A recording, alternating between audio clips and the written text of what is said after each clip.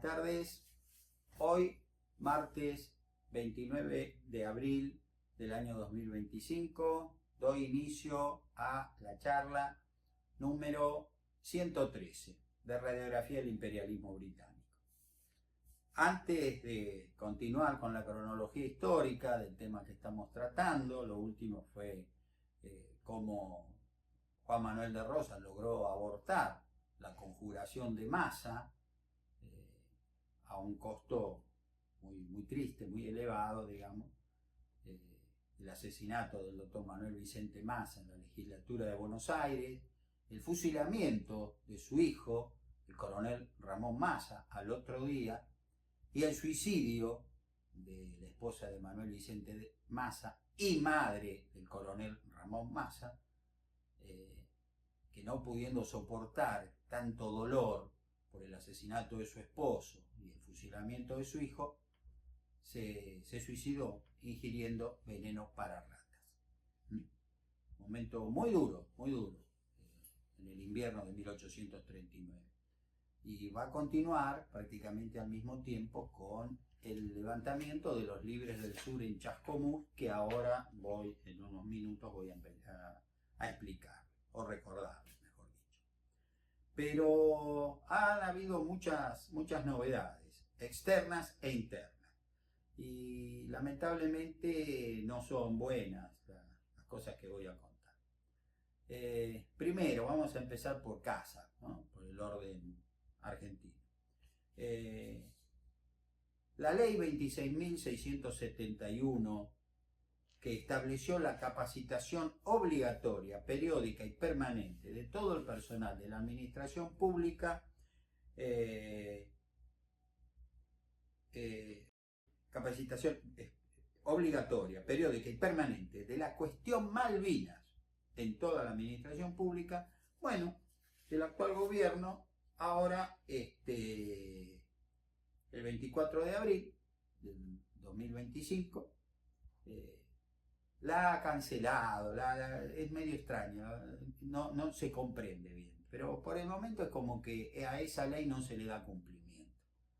Para mí me parece que la única forma de darle cumplimiento a una ley, por lo que yo sé, por haber, estudiado en la facultad y bueno, haberme recibido abogado, es por la sanción de otra ley o porque un juez la declare inconstitucional. No siendo este el caso, la ley tiene vigencia. Pero bueno, por eso digo, la cosa es muy confusa. Espero que con los días esto se esclarezca y la próxima vez les pueda explicar qué está pasando.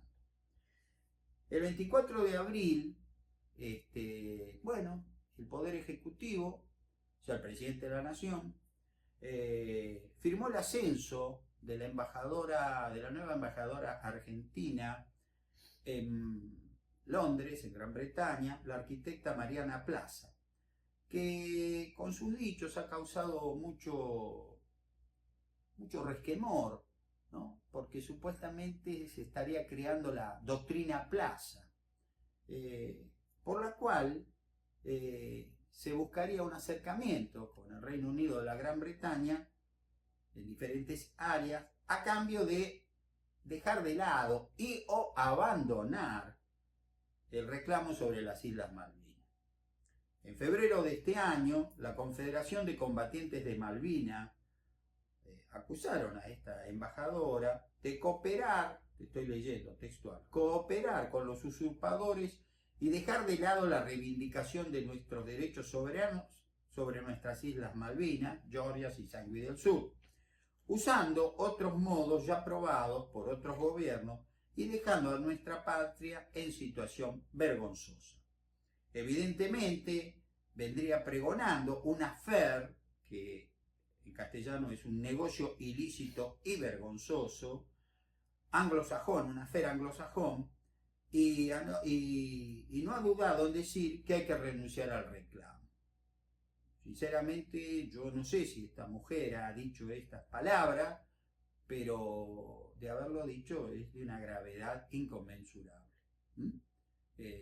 Porque con cosas así nosotros podemos perder nuestras Islas Malvinas, definitivamente. No es poca cosa. Este es un mundo muy convulsionado, No nos olvidemos que tenemos un presidente en Estados Unidos que se comporta como un cowboy y le dice a Dinamarca, me voy a quedar con Groenlandia. No, pero Groenlandia es mía, y a mí qué me importa, yo la necesito. Y te la compro o no sé qué. Y no sabemos qué puede pasar. A un país soberano como el Reino de Dinamarca le dicen, me voy a quedar con Groenlandia. Y a un país soberano como es Canadá, le dice, bueno, incorporate como el Estado 51 a los Estados Unidos de América. Vas a ser el número 1, eso no cabe ninguna duda por tu gran extensión. Los canadienses, por supuesto, primero se sonrieron, esto es una broma. Pero no es una broma. Y bueno, vaya a saber, porque dice, geopolíticamente necesito tener Canadá y también Groenlandia. Y bueno, ¿qué puede pasar si el día de mañana este caballero, que se llama Donald Trump, dice, y también me interesa quedarme con las Islas Malvinas? Así manejo el Atlántico del Sur. Maravilloso. Por eso hay que tener mucho cuidado, muchísimo cuidado con las cosas que se dicen, con los discursos que se dan, porque, vuelvo a repetir, Argentina puede perder las Islas Malvinas. Esto no es broma. Hay que tener muchísimo cuidado. Si esta embajadora ha dicho lo que la acusa la Confederación de Combatientes de Malvinas, que la ha denunciado penalmente, bueno, esta mujer tiene que demostrar que eso es inexacto. Y llegado el caso, hacerle un juicio por calumnias e injurias a esta confederación. Pero si no es así, esta mujer no puede representar a la República Argentina en la Gran Bretaña. Dentro de las malas noticias, para que vean cómo hay países que las cosas las manejan en serio a través de los años, nos estamos enterando también que en estos días, el 24 de abril, la Armada chilena se repotenciará, la Armada de Guerra, por supuesto, la Marina de Guerra, gracias a un acuerdo con Gran Bretaña. El comandante en jefe de la Armada chilena, almirante Juan Andrés de la Maza, anunció el 24 de abril de 2025 los alcances de la Política Nacional de Construcción Naval y cómo se potenciará o se repotenciará el desarrollo de la industria naval chilena en los astilleros de Talcahuano, Arica, Valparaíso, Valdivia, Puerto Montt y Punta Arenas. Fíjense la cantidad de astilleros que van a empezar a trabajar haciendo barcos de guerra. Cada uno de ustedes saque sus conclusiones, ¿no? En la oportunidad, estas declaraciones se dieron en el Comando de Operaciones Navales en presencia de una delegación naval británica encabezada por el jefe de planificación estratégica de la Royal Navy, de la Marina Real, capitán de navío Thomas Shays, en oportunidad de celebrarse la 10ª reunión de Estados Mayores entre las armadas del Reino Unido y de Chile. En la oportunidad se acordaron intercambios profesionales y el traspaso de conocimientos técnicos.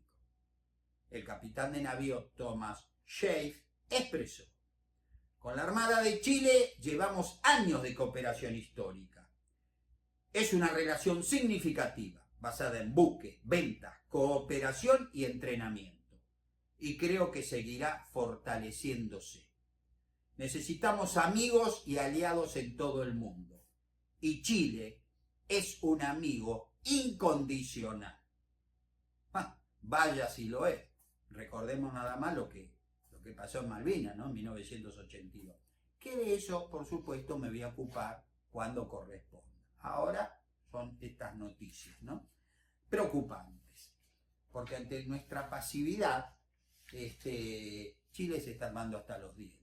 Y en las Islas Malvinas se están realizando maniobras militares impresionantes con, repito una vez más, la participación de esos soldados de fortuna, esos asesinos de Nepal, los gurkas, ¿no? Hay 2 regimientos gurkas que están, según hemos sabido, están haciendo maniobras en las Islas Malvinas, en nuestras Islas Malvinas. Por otro lado, no sé si ustedes se han enterado que hay una situación de gravedad extrema en estos momentos entre la India y Pakistán que puede desembocar en otro conflicto armado, sería la quinta guerra. Y les recuerdo, mis queridos amigos, que tanto la India y Pakistán tienen armamento nuclear. El 20 de abril de 2025, un grupo de desconocidos escondidos en unos arbustos atacaron en la cercanía del pequeño pueblo de Pahalgam, Cachemira, India, a un grupo de peregrinos que iban en una procesión a un lugar santo, ¿no? Según la religión hindú. Este es un lugar muy elevado, Cachemira. Esa zona le dicen la pequeña Suiza de la India. Y no es la primera vez que ocurren hechos como estos, ¿no?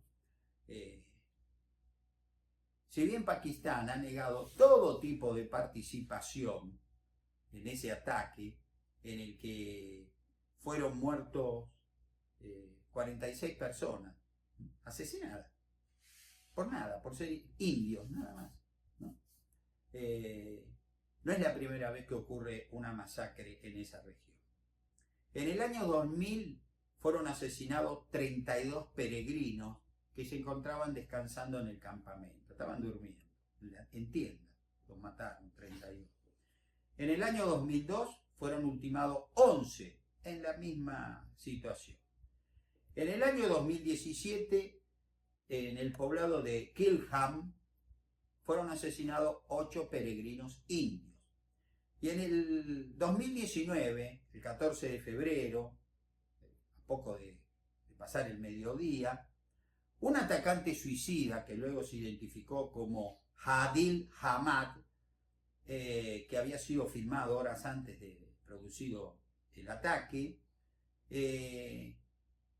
hizo un atentado suicida. Impactó sobre un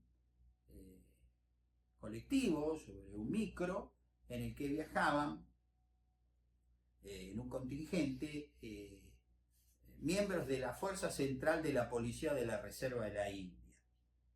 A raíz del impacto de su vehículo cargado de explosivos, murieron 33 personas en ese instante, y luego la cifra se elevó a 46. En el último tomo, en el tomo 7, yo voy a explicar que cuando los británicos se dieron cuenta que debían escaparse del virreinato de la India, huir, porque los iban a matar a todos, no se fueron tan fácil. Dividieron al virreinato en dos grandes estados, la India y Pakistán, con la increíble osadía de que Pakistán era Pakistán Occidental y Pakistán Oriental, separados, esos dos pedazos de un país, por la India, por una distancia un tanto significativa, 1.600 kilómetros. Un país dividido en dos así, inviable. Pero eso lo hicieron los británicos. ¿Y para qué? Para vender el armamento sobrante de la Segunda Guerra Mundial. Ya voy a hablar de eso. Qué siniestro, por favor. Qué siniestro. La primera guerra por Cachemira, hasta ahora se han librado 4 y esperemos que no se libre una quinta. Se extendió desde octubre de 1947 hasta diciembre de 1948, en que ambas partes, luego de la gran masacre, ¿no?, acordaron un alto el fuego, reteniendo el territorio que habían ocupado militarmente, estableciéndose una línea de control, ¿no?, como diciendo, bueno, esto es tuyo y esto es mío. Ahora yo les voy a mostrar los últimos mapas. La Segunda Guerra de Cachemira se libró en agosto de 1965. 33.000 soldados pakistaníes fuertemente armados rebasaron la línea de control e invadieron la Cachemira que corresponde, digamos, a la India. Encabezaba ese ataque la primera división blindada pakistaní, que estaba formada por tanques estadounidenses M48 Patton. Los indios los dejaron entrar y cuando los llevaron, digamos, a un lugar para ellos conveniente, una emboscada, libraron la batalla de Uttar Uzal el viernes 10 de septiembre de 1965, en que aniquilaron a las fuerzas pakistaníes y por eso terminó esa guerra, con una derrota pakistaní. La tercera guerra, o guerra indo-pakistaní de 1971, va a dar por el piso con la llamada teoría de las dos naciones, como ya le expliqué, Pakistán Occidental, Pakistán Oriental, va a dar nacimiento a un nuevo país, ¿no?, que nosotros conocemos, que se llama Bangladesh. Ese país que sus habitantes tienen devoción por la selección de fútbol nacional argentina, por un hecho que ya lo voy a explicar.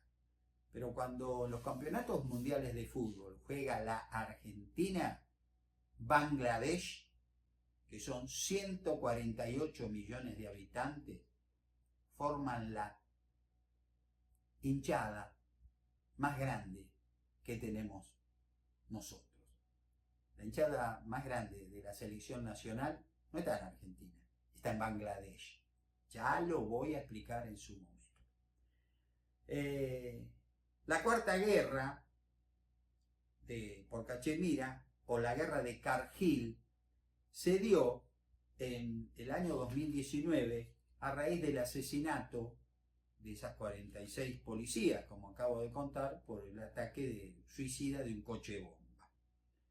En este momento, la situación que se está dando en esta región, la parte verde de Cachemira está en poder de Pakistán. La parte marrón está en poder de la India. Se está combatiendo acá. El atentado fue por esta región y esperemos que premie la calma, la cabeza, porque vuelvo a repetir, ambos países tienen armamento nuclear y un odio ancestral hecho a propósito por los británicos en 1947, como ya lo voy a explicar. Pero por las dudas que en estos días la cosa se incremente, porque podemos estar en la puerta de una quinta guerra entre la India y Pakistán por la región de Cachemira, y Dios no lo permita, una guerra nuclear. Y si eso se produce, ambas de las dos opciones, la verdad, entre comillas, hay que agradecérselo a su graciosa majestad británica, que en 1947 tejió una red para dos pueblos que vivían en un solo lugar, en un mismo lugar, en el Virreinato de la India, se enfrentaran y sean desde ese momento los peores enemigos. Se enfrentaron por razones religiosas. Vuelvo a repetir, no me voy a extender más porque ya lo haré dentro de muchas charlas cuando hable de la creación de la India y cómo los británicos, aunque Winston Churchill ya no estaba en el poder, se dieron el gusto de tomarle el pelo a ese hombre tan extraordinario que fue Mahatma Gandhi. Les dejo el suspenso. Falta mucho para eso, pero acuérdense. Bueno, Rosas ha logrado sofocar en forma muy sangrienta la conspiración de masa. Años más tarde, él diría: hubieron muchas lágrimas en casa, pero si 20 veces se presentara el mismo caso, lo haría, no me arrepiento. Sí de simple. Hubo muchos gestos de nobleza entre los conspiradores capturados. El primero de estos generosos valientes fue el propio coronel Ramón Maza, que murió sin verter una sola palabra que pudiera proporcionar a Rosa el hilo de la conjuración. Aparentemente le dijeron, mire, si usted nos dice quiénes están en esta conspiración, no dijo, esta boca es mía, y afrontó con valor el pelotón de fusilamiento.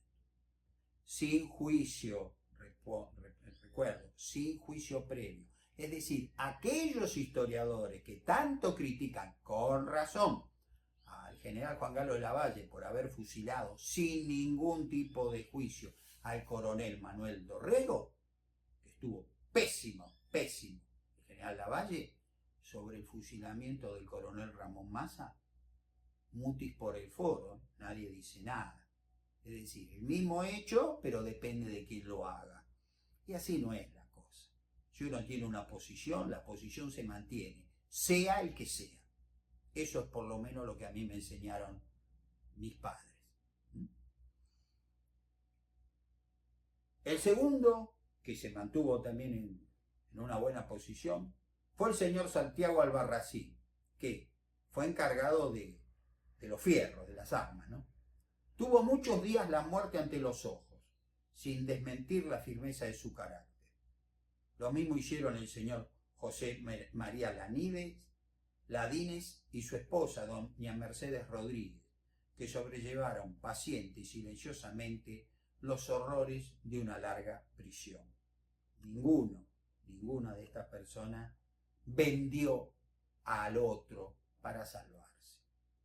Después de un tiempo, salieron en libertad los tres, Albarracín, Ladines y la señora Rodríguez de Ladines, mediante un número considerable de personeros para las tropas de línea, o sea, tuvieron que pagar un muy buen dinero para las tropas que tenía Juan Manuel de Rosa, que les obligaron a costear, aprovechando luego la primera oportunidad que se les presentó para emigrar a Montevideo.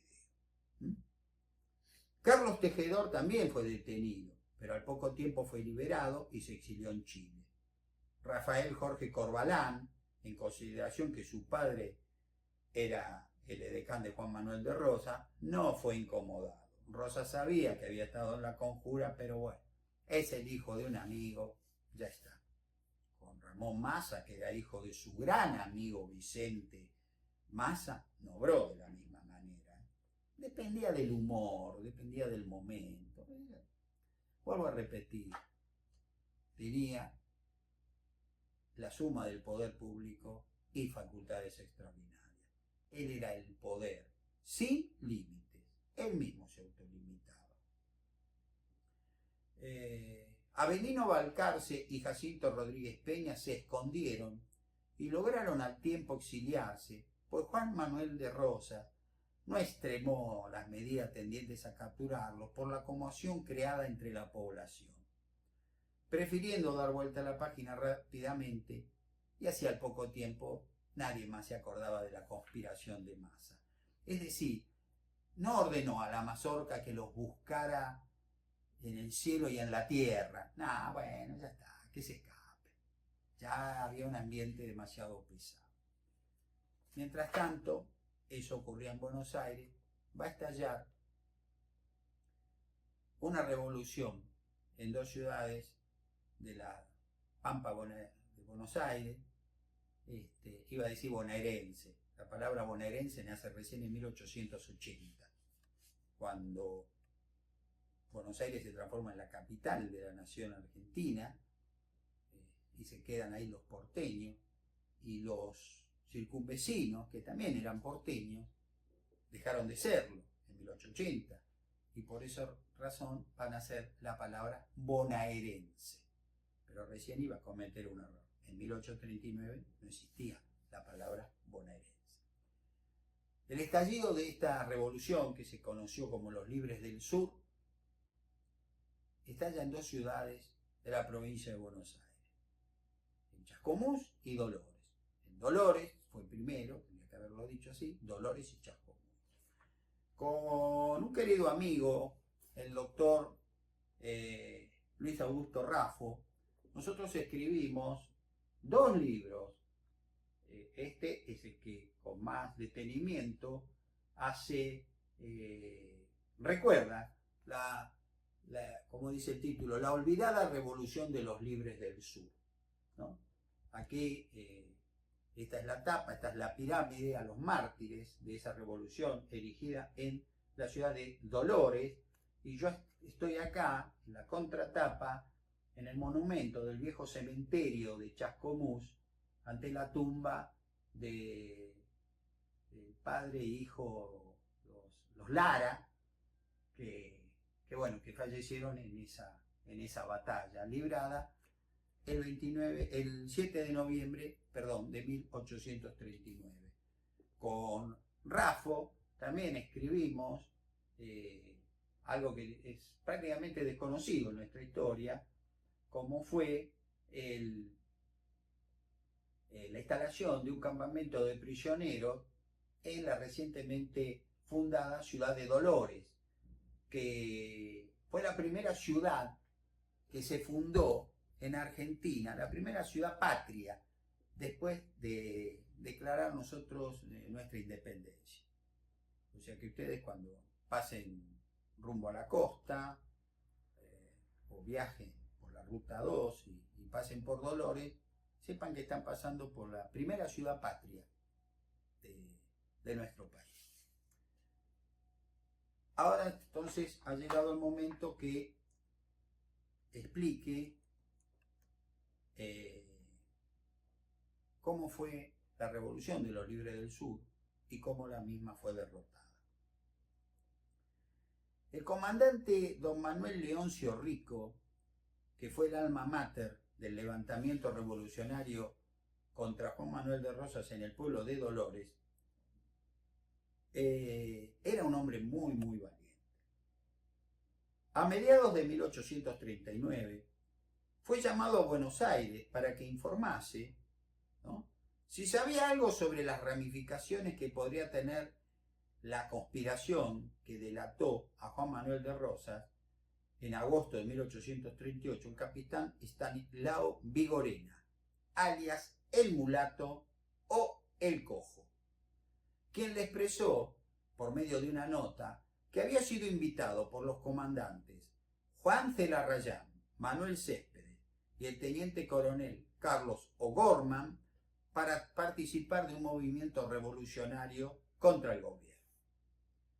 Vigorena, en la denuncia que hizo llegar a Rosas, curiosamente estaba preso en Dolores por orden suya, por orden de Rosas, pero en esa época y en las actuales también, tiki-taka, tiki-taka, la gente cambia de bando como una veleta que el viento mueve para un lado y para el otro. Hoy respaldo a fulano, mañana respaldo a perengano y, ¿por qué no?, pasado puedo respaldar a sutano. En este mundo traidor, nada es verdad ni mentira. Todo depende siempre del color con el que la cosa se mira. Acuérdense de ese dicho. Vigorena, en la carta que le escribe a Rosas, le dice que él fingió participar en la conjura para enterarse quiénes la integraban. Y así supo que la conspiración contaba con el apoyo de la flota francesa que bloqueaba Buenos Aires.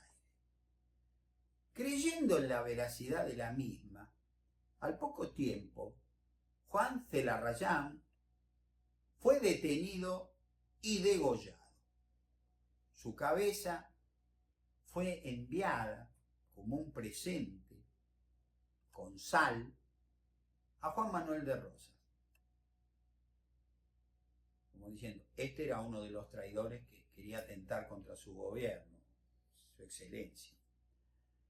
En tanto que Céspedes y O'Gorman fueron tomados prisioneros y enviados a Buenos Aires, donde fueron encarcelados. Como premio a su delación, el capitán Estanislao Vigorena fue liberado y nombrado jefe de una partida celadora de 14 hombres en el canal del Tuyú. Es decir, él tenía que vigilar que en esa zona no se produjeran desembarcos o fugas de gente contraria al gobierno de Juan Manuel de Rosas. Azorado por lo acontecido y por la falta de respeto hacia su persona, pues nunca llegó a entrevistarse con nadie, el coronel Rico, que era un hombre muy, muy valiente, le escribió una carta destemplada a Juan Manuel de Rosas, como diciéndole: yo vine acá obedeciendo porque el gobierno me llama a dar una serie de explicaciones. Nadie me ha llamado, han pasado varios días, esto es una falta de respeto. Chao, yo me mando mudar, me vuelvo a Dolores. Opa, había que ser valiente, para escribirle así a Juan Manuel de Rosas. Muy valiente. Llega a Dolores muy, muy molesto por el distrato que ha recibido y además porque ha hablado acá en Buenos Aires, en la ciudad de Buenos Aires, con mucha gente, y hay un malestar impresionante porque el bloqueo comercial, el bloqueo naval de los franceses afectaba el comercio en forma impresionante. Había una miseria impresionante. Y Rico les decía: ¿y por qué no hacemos algo? Y bueno, no, porque el miedo no es onzo, dice un dicho, ¿no? Que también se concatena con el otro que dice: soldado que huye sirve para otra guerra. O sea, que peleen otros, porque esto es una vergüenza, pero yo no. O a lo sumo, tiro la piedra y escondo la mano. ¡Oh! Vieja tradición argentina. El no te metas. Y a veces hay que meterse, ¿eh? Hay que meterse. Porque si no, la pasamos muy mal.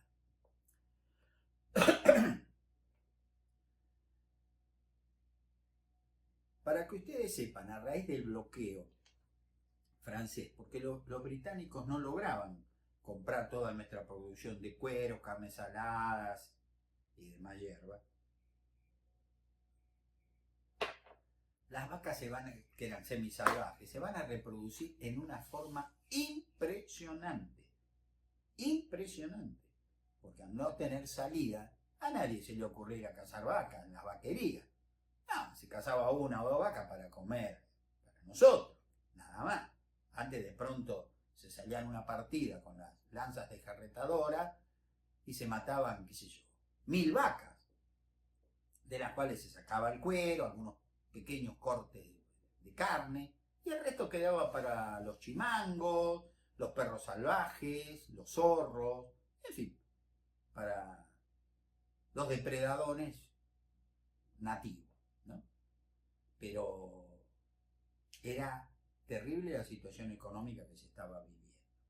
Me voy a referir ahora, el encabezado más que nada, porque esto es más largo, y lo quiero hacer bien, como yo dije cuando empecé a dar esta charla, sin prisa y sin pausa. Es la única forma que todo este lío de nuestra historia, el problemón que tenemos en las Islas Malvinas, en este momento sumamente delicada, se comprenda.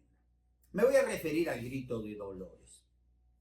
En septiembre de 1839, habiéndose conjurado en forma sangrienta la conjuración de Masa, en la estancia del Durazno de Juan Ramón Ezeiza, procediéndose al enrolamiento de las milicias del partido de Dolores, se produjo un serio altercado entre el jefe del regimiento quinto, coronel Narciso del Valle, y su segundo, teniente coronel Manuel Leoncio Rico, que ya les dije, fue esa persona que fue llamada a Buenos Aires, no lo atendieron, le escribió una carta muy valiente a Rosa diciendo que una vergüenza el trato que le dieron y se volvió a Dolores.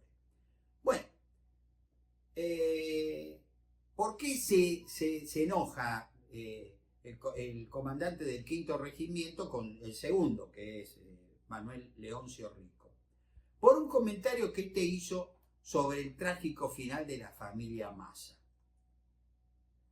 Rico, enfurecido por lo que había dicho el comandante de ese regimiento, despectivamente por la muerte de Manuel Vicente Massa, el fusilamiento de su hijo Ramón, el coronel Ramón Massa, y el suicidio de su madre y esposa con veneno para rata, desenvainó y le puso el facón en la garganta al comandante del regimiento 5.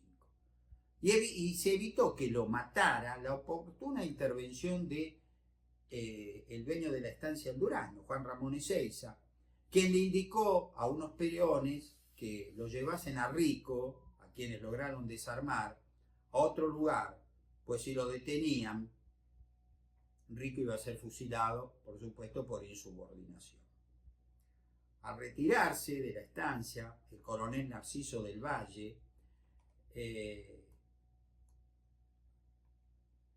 Ezeiza va a verlo a Rico, donde lo tenían, digamos, escondido, y lo puso al tanto del levantamiento que él y otro grupo de estancieros estaban empezando a pergeñar, a armar, para levantarse contra Juan Manuel de Rosas.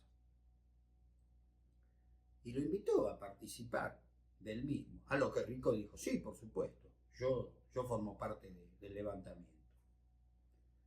Entonces Ezeiza, este hombre, Juan Ramón Ezeiza, el estanciero, despachó un chasqui con una nota para Pedro Castelli, cuyo establecimiento de Cerro Paulino estaba a unas 5 leguas de allí, y a otro estanciero, Rufino Fornaguera, convocándolos a una reunión urgente que se llevaría a cabo esa misma noche a orillas de la laguna del Durazno. Me quiero aclarar, en los pocos minutos que me quedan, que Pedro Castelli, este estanciero, era nada más ni nada menos que hijo del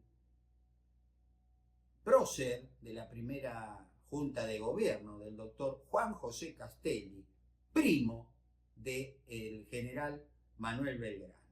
O sea, fíjense, después de tantos años vuelve a sonar el apellido Castelli.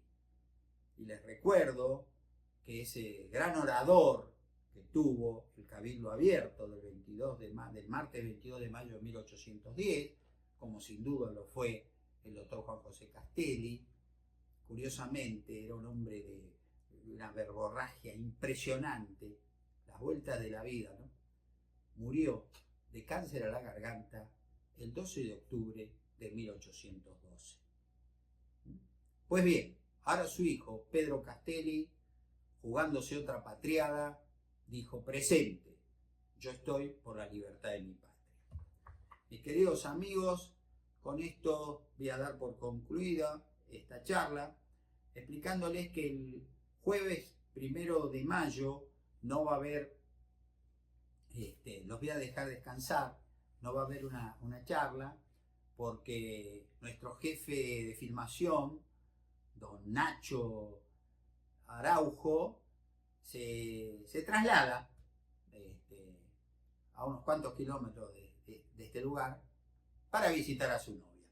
Así que, señores, es una causa totalmente justificada. Nos encontraremos entonces el martes 6 de mayo y bueno, si Dios quiere, esperemos que la cosa se tranquilice, especialmente entre la India y Pakistán. Muchas gracias por su atención. Muy buenas tardes.